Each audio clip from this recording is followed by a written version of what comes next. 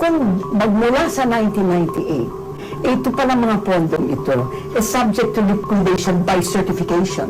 Liquidation by certification. Liquidation by certification. Liquidation by certification. Sir, this is public funds.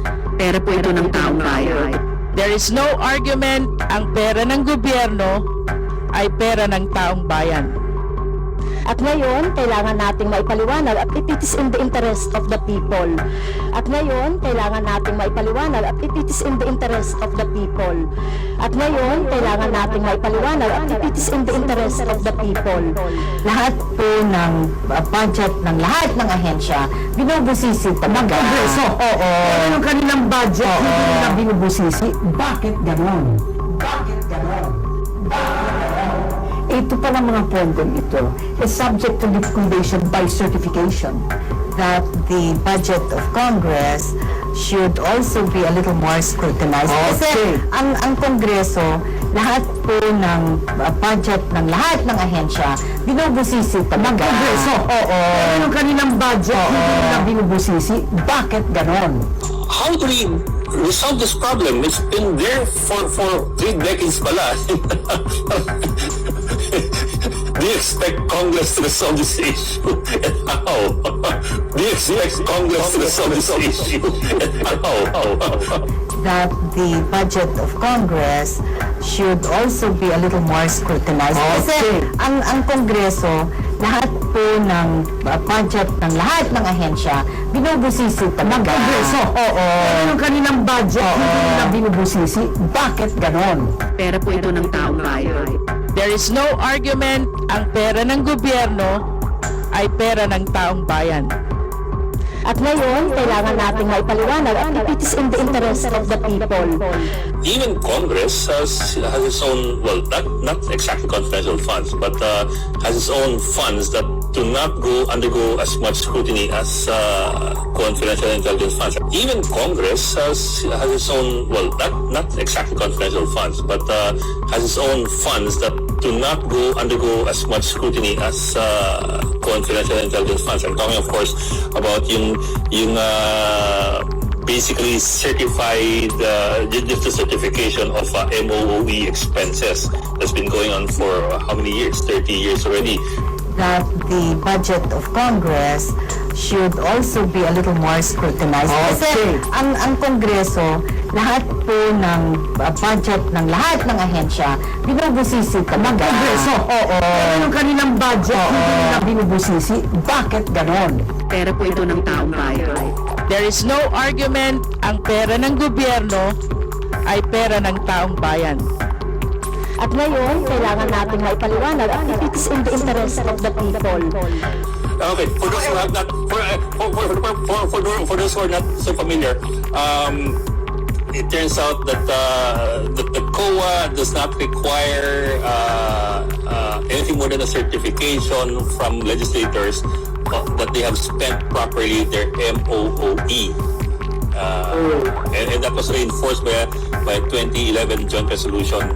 It turns out that the COA does not require anything more than a certification from legislators that they have spent properly their MOOE.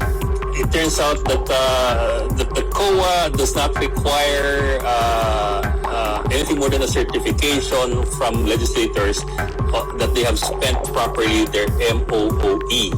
Basta yung sa amin, kung ano ang require ng Commission on Audit, ano yung mga reports na kailangan, anong liquidation kailangan, kung ano ang requirement for audit procedures, we comply by it. It turns out that the COA does not require anything more than a certification from legislators that they have spent properly their MOOE. Magmula sa 1998, ito pa ng mga pondong ito is subject to liquidation by certification. Pera po ito ng taong bayan. There is no argument ang pera ng gobyerno ay pera ng taong bayan. At ngayon, kailangan nating maipaliwanag at it is in the interest of the people.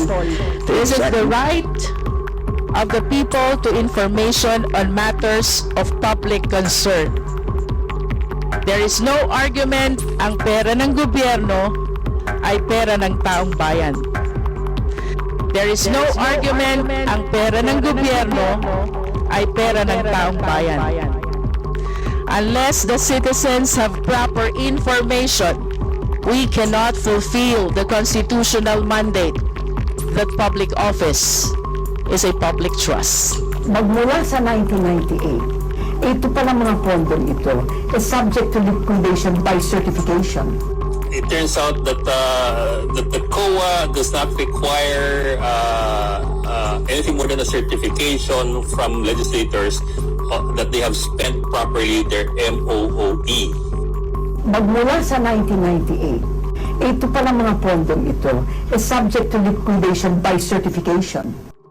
It turns out that the COA does not require anything more than a certification from legislators that they have spent properly their MOOE.